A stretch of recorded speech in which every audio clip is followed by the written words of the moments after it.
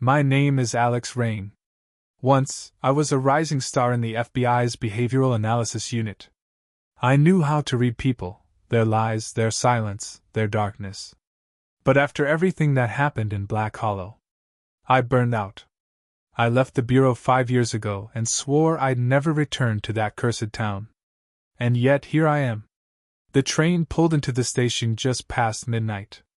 Black Hollow was drenched in cold fog, just as I remembered. The town never really changed. Same flickering street lamps, same peeling paint on the diner windows. But something felt different. Something I couldn't name. I wasn't here for nostalgia. I was here because I got a call, one I never expected. Alex, Sheriff Mallory said, her voice low and urgent over the phone. Another girl's gone. 17. Just like before. Just like before. I felt my chest tighten as I stepped off the platform. The echoes of the past hit me like a wave. 10 years ago, there had been a string of disappearances. 5 girls. No bodies. No suspects. The case went cold, or rather, it was buried. I knew deep down, it wasn't over. I walked to my old apartment, still empty, still full of dust and ghosts. On the wall, the old murder board waited for me, yellowed newspaper clippings still pinned with rusted tacks. I looked at the names. Clara Jensen. Ava Lynn. Rose Hart. Mia Tully. Zoe Kells. All gone. All 17. And now, a 6th name would join them. Lily West. I stared at her photo, freshly printed and tacked to the center. A shy smile. Big brown eyes. Disappeared 2 days ago walking home from a late shift at the library. Just like the others. I didn't want to be here. I didn't want to remember. But the town had called me back, and this time, I wasn't going to leave until I found the truth. Because 10 years ago, I missed something. And this time, someone was making sure I wouldn't. I woke up before sunrise, haunted by dreams I couldn't quite remember. The kind that leave a chill in your spine long after your eyes open. Rain tapped against the window like nervous fingers. The town was still asleep. The files were spread across my kitchen table, if you could call it that. Faded photos. Witness reports. Crime scene notes that never led anywhere. Every one of those cases had the same eerie detail. The girls vanished without a trace. No signs of struggle. No evidence. Just gone. And now Lily. I grabbed my coat and headed to the last place she was seen, the public library on Hollow Street. It was still closed, but the sheriff had already left the tape up. I stepped under it. Inside, it was deathly quiet. Dust floated through shafts of light cutting across the aisles. Her backpack was still behind the front desk, untouched. Something about that bothered me. If she was taken, why leave the bag? Then I saw it. Tucked inside her notebook, barely visible, was a piece of yellow paper. Folded neatly. I pulled on gloves and opened it. Just one line, written in perfect cursive. Do you hear the hollow calling? I froze. The same phrase appeared once before, scribbled on the wall of Zoe Kell's room a decade ago. It was dismissed as teenage drama. Now? It felt like a signature. Was it the same person? Or was someone copying the old case? I turned sharply at a creak behind me, but there was no one. Just the wind pushing against the doors. Just my heart beating louder than it should have been. I left the library and called Sheriff Mallory. We've got something, I told her. A note? She asked. Yeah. Same message as last time. There was a pause on the line. Then we were wrong, she said. This wasn't over. And before I could reply, something caught my eye in the fog outside. Someone was watching me from across the street. But when I stepped closer, they were gone. Just like the girls. By noon, the fog had thinned, but the chill in my bones hadn't. Someone had been watching me outside that library, I was sure of it. But I didn't see a face, just a silhouette. Tall. Still. And gone too quickly. Back at my apartment, I reopened the files. There had to be a pattern I'd missed, something that linked the girls beyond age and timing. I studied each profile again, where they worked, their friends, their classes. All 5 went to Black Hollow High. All were quiet, smart, artistic. And all of them had one other thing in common. They'd visited the same therapist. Dr. Henry Moore. He'd moved to town the same year the disappearances started. A respected psychologist. Never once questioned. Back then, I never thought to dig deeper. Now, my instincts were screaming. I pulled up his address, a large house on the edge of town, overlooking the woods. Of course. I decided to pay him a visit. When I knocked, the door opened within seconds. Dr. Moore looked older, but sharp. His eyes scanned me like he already knew why I'd come. "Detective Rain," he said calmly. "I was wondering when you'd show up again." I didn't answer right away. "You knew the girls," I finally said. "All of them. I treated them, yes. But I didn't know them. Not really. They were troubled, scared. Some of them claimed they felt watched." "Watched?" I echoed. That same chill again. Moore nodded. "Paranoia, mostly. But one thing always stuck with me: they all described the same dream." I stiffened. "What dream?" He leaned closer.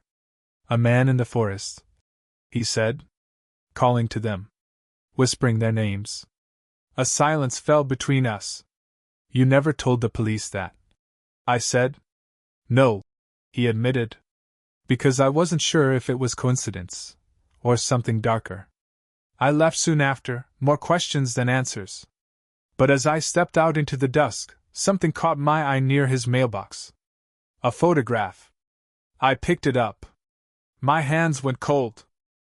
It was a picture of me, standing outside the library earlier that day. On the back, someone had written a single word: "Next." The photograph shook me.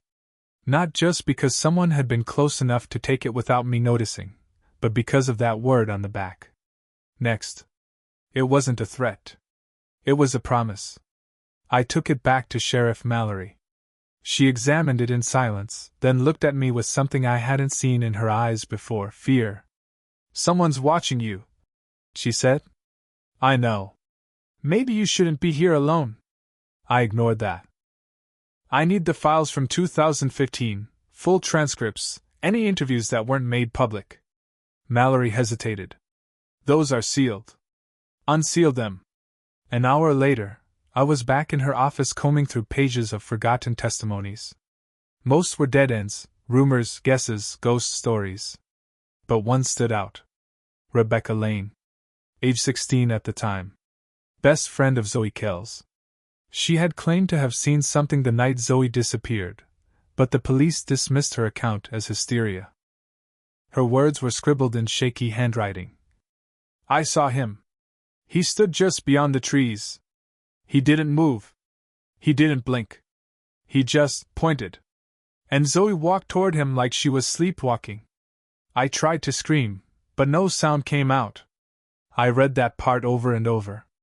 Rebecca had moved out of town shortly after. The trauma broke her family apart. But maybe, just maybe, she remembered something more. I found her in a rehab clinic 2 towns over.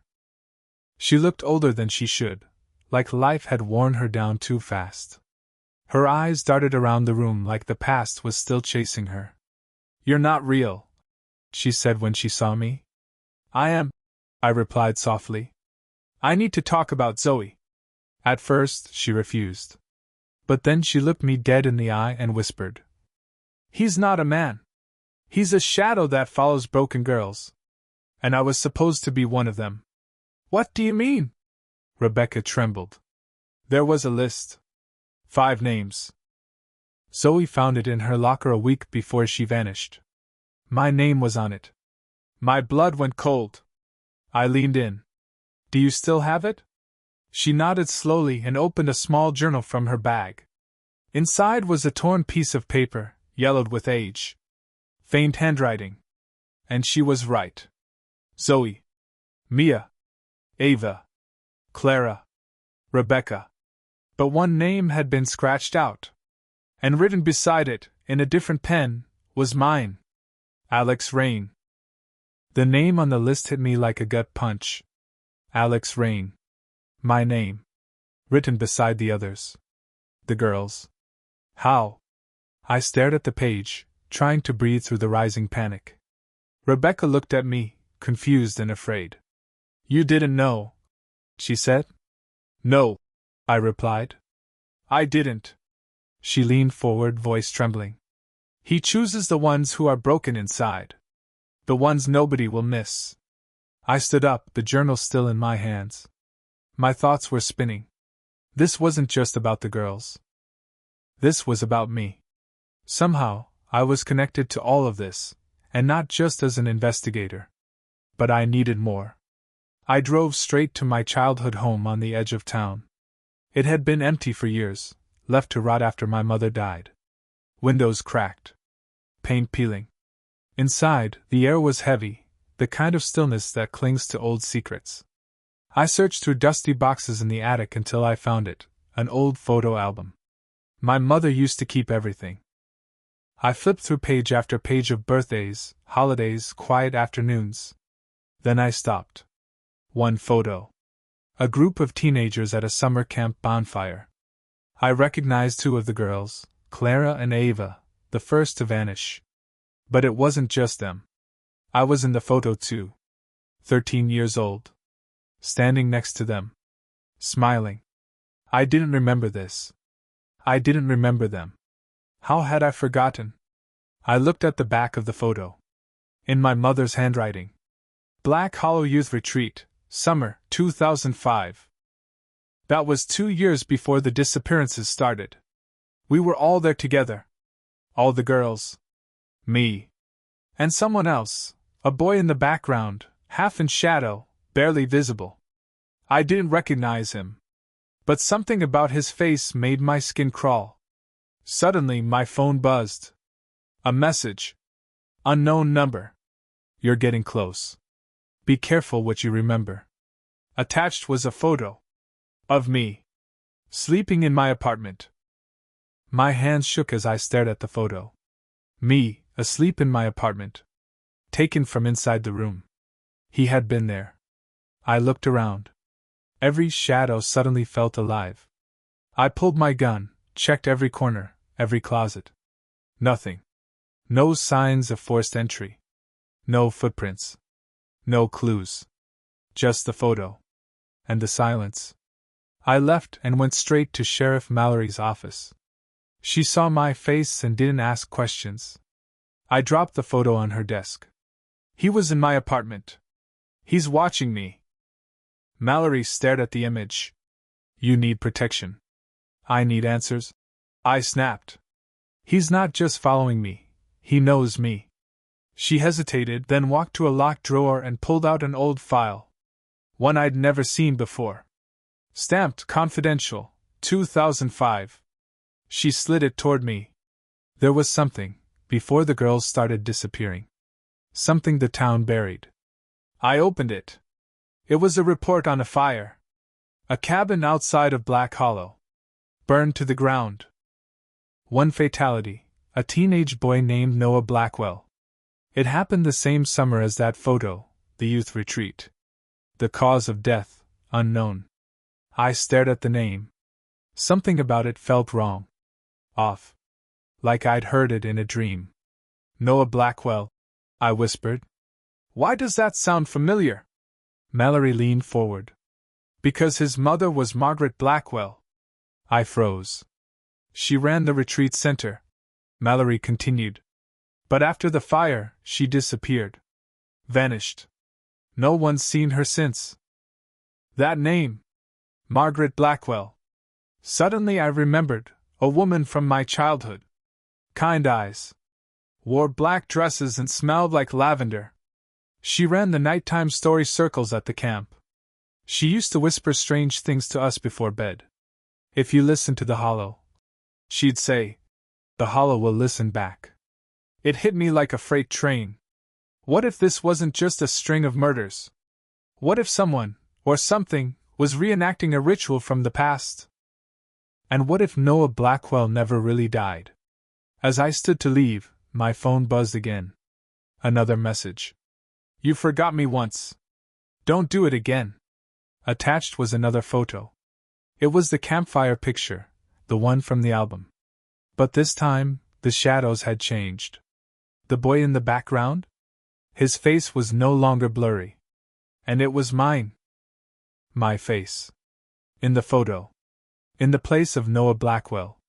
It didn't make sense. It couldn't.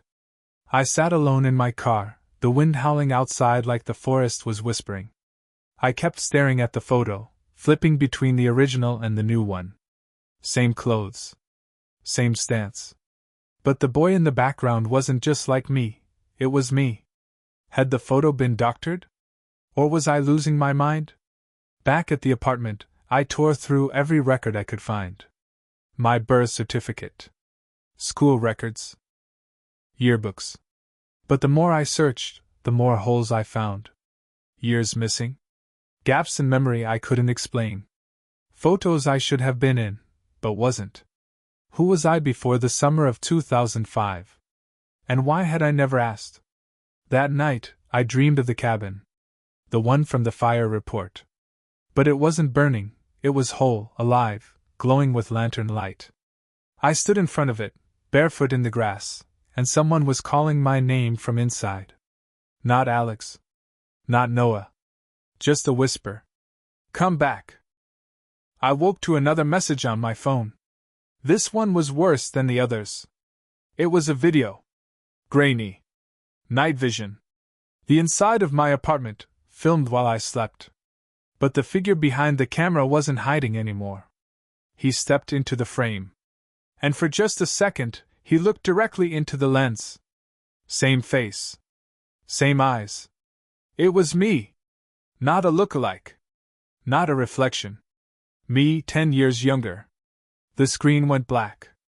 And then, the final message appeared. The hollow never forgets. And neither should you. I dropped the phone. My heart pounded in my ears. Something was wrong with time. With memory. With me. The girls weren't just taken. They were chosen. And somehow, so was I. I had to find that cabin. Whether it was burned down or rebuilt, or never real at all, I had to see it. I drove out past the edge of town, through miles of trees that felt too quiet. Black Hollow's forest had always been dense, like it was trying to keep its secrets buried beneath the moss. According to the old map in the police report, the cabin had been at the end of an unmarked trail near Whispering Pines Road. The path was overgrown, nearly invisible, but I found it. Something was pulling me forward.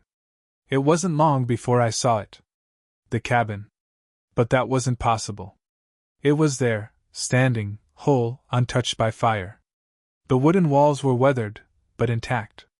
The windows were lit from within, like someone had been expecting me. I stepped closer. Each breath felt heavier. Like the forest didn't want me here. When I reached the door, it opened on its own. Inside, everything looked frozen in time. Old photos on the wall. Candles burning low. A single rocking chair creaking slowly in the corner. And then, a voice. Low. Familiar. Calm. Welcome home, Alex. I turned, and there she was. Margaret Blackwell. She hadn't aged a day. Dressed in black, eyes like glass. She smiled like I was a child again. You remember now, don't you? She said. I don't know what I'm remembering, I said, heart pounding. You were always meant to return. They all were. The hollow doesn't take what doesn't belong to it. What are you talking about? I asked. She stood, slow and graceful, and walked to a small wooden box on the mantel. Inside were photos, the girls. Each one marked with a date. The date they disappeared. And one more photo. Of me. The date marked was tomorrow. You died once, she whispered. But the hollow gave you back. You just forgot. My legs gave out. I dropped to my knees. None of this could be real. And yet I'd never felt more awake. Then I heard footsteps behind me. I turned. and came face to face with myself. Younger. Paler. Eyes darker than mine had ever been. He smiled. And whispered, "It's time to come back." I stumbled back, my breath caught in my throat. I stood inches away. Same jawline. Same scar above the brow. But this version of me, something was wrong. His eyes were empty. As if they remembered too much, or nothing at all. "Who are you?" I whispered. "I'm who you were," he said. "Before the fire. Before the forgetting." My voice cracked. "That fire killed Noah Blackwell." He nodded. "It did. And it didn't." Margaret stepped forward, her voice gentle and eerie, like a lullaby soaked in venom. "You weren't meant to live, Alex. But when the hollow burned, it didn't just take Noah. It split him. Half stayed behind in the flames. The other was reborn." The memories hit me like shards of glass. I was at that cabin the night it burned. I had followed the older kids, Clara, Ava, Zoe. We had dared each other to enter. There were whispers in the woods. Rituals carved into the walls. Someone had called something out of the dark. And then fire. Screams. A name shouted over and over. "Noah." Margaret continued. "I tried to save you. The Hollow did what I couldn't. It took your broken soul and gave it a new name. A new life. You became Alex Rain." "You're lying," I said, though my voice was hollow. She smiled sadly. "Why do you think the girls vanished?" "They remembered. One by one. The Hollow called them back." I looked at the photos again. The girls weren't victims, they were witnesses. Pieces of the past trying to resurface. And me? I wasn't the detective sent to solve the case. I was the case.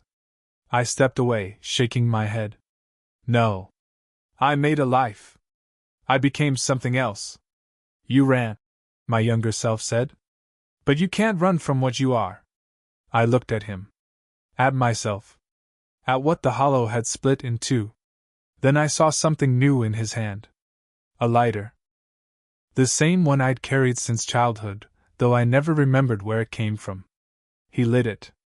And suddenly the cabin began to glow again, not with fire, but with memory. I saw the flames. The screams. The girls.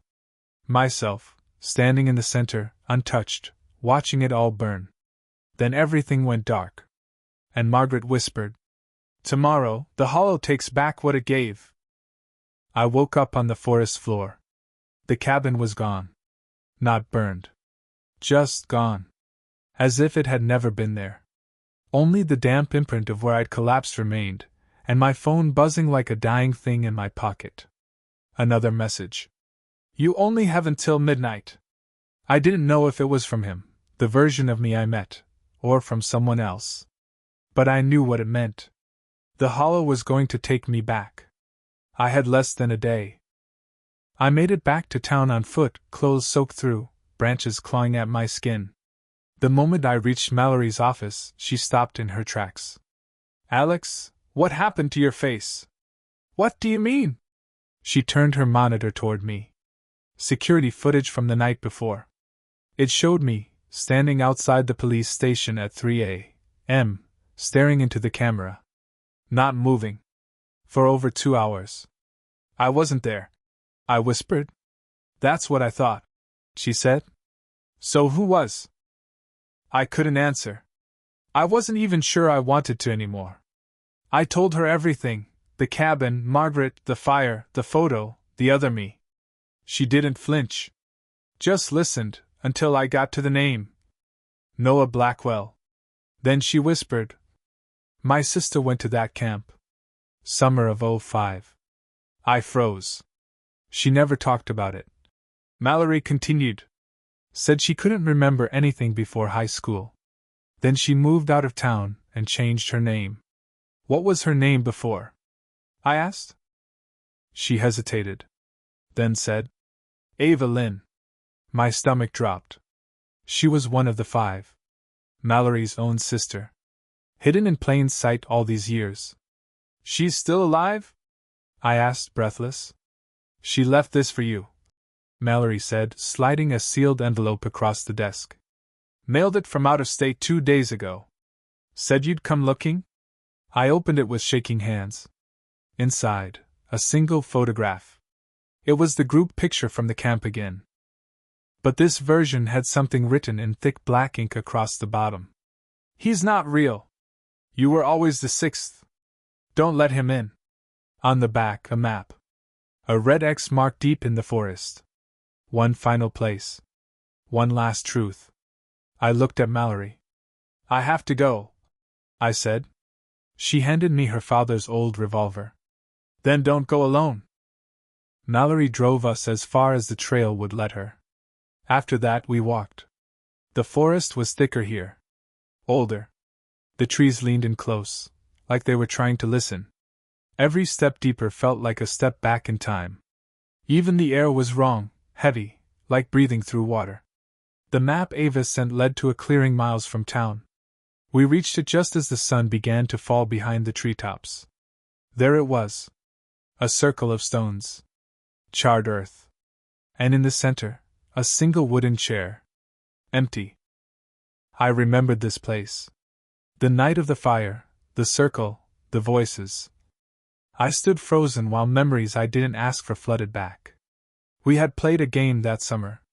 The older kids called it the hollowing. We were told to sit in the chair and speak our name into the dark. One by one they went. Zoe. Ava. Clara. Mia. Rebecca. And then me. But something went wrong when it was my turn. The chair broke. The candles went out. And in that second of silence, something answered back. Something ancient. Something hungry. I looked down. The sixth stone in the circle was cracked. Mallory whispered, "What is this place?" Before I could speak, I heard footsteps. He stepped into the clearing. Me, the other me. The one from the cabin. But now, his face wasn't calm. It was cracked, wild, flickering like flame in the wind. "You finally came home," he said. Mallory raised the gun. He laughed. "Bullets won't work on what's already hollow." "I'm not you," I said. He stepped closer. "No. But you were. You were chosen. You forgot who you were, Alex. I am the part you buried. What do you want?" "To finish what we started." Behind him, the woods came alive, whispers, voices, echoes of the girls. I heard Ava's scream, Clara's laugh, Zoe's whisper. They weren't gone. They were part of it now. "You were the sixth," he said. "You sat in the chair. You called to it. And now, the hollow wants you back." Mallory pulled the trigger. The bullet passed straight through him. He didn't bleed. He smiled. And then he lunged. The chair lit up behind him. Flames flickered from nowhere. The forest groaned. The circle began to close. I had seconds to decide. Run. Or sit. And end it. He lunged, a blur of ash and memory, but I didn't flinch. Instead, I turned and sat in the chair. The moment I did, everything stopped. The wind. The fire. Even him. The forest seemed to hold its breath. And then the voices began. Not whispers anymore, names. Spoken in the language of grief and echo. Zoe. Ava. Clara. Mia. Rebecca. And finally, one more. Noah. The name didn't burn like it used to. It settled. I closed my eyes, letting it in, the truth I had fought for years. I was Noah Blackwell once. But the fire, the fear, the hollow, it tore me apart. Gave me a new name, a new story, and a choice I was too young to understand. Now, I had to make another. I looked at the other me, the shadow self, the fracture that never healed. His eyes flickered, uncertain. "You were never the monster," I said. "You were the memory." He stepped back. "You were the pain I buried. But that doesn't mean you were evil. Just broken." He looked at the chair. At me. Then knelt beside the stones. The fire went out. The circle quieted. And for the first time, the forest felt still. He looked at me one last time. "Thank you," he whispered. Then he was gone. Not with a scream. Not with a roar. Just gone. Mallory stood frozen outside the circle, tears in her eyes. "It's over," I said. She didn't speak. She just nodded, lowering the gun. That night, we walked back in silence. The hollow didn't call again. Epilogue. Weeks passed. The forest grew quiet. No more messages. No more shadows. Lily West was found, alive. Wandering the edge of town, dazed but unharmed. The doctors said she had no memory of where she'd been. I believed her. The case was never officially solved. The town called it a coincidence, a lucky break. But I knew better. I left Black Hollow after that. I needed distance. Not just from the town, but from myself. I still wake sometimes and hear the trees whispering. But I don't answer. Not anymore. Because I remember who I am. And that's enough.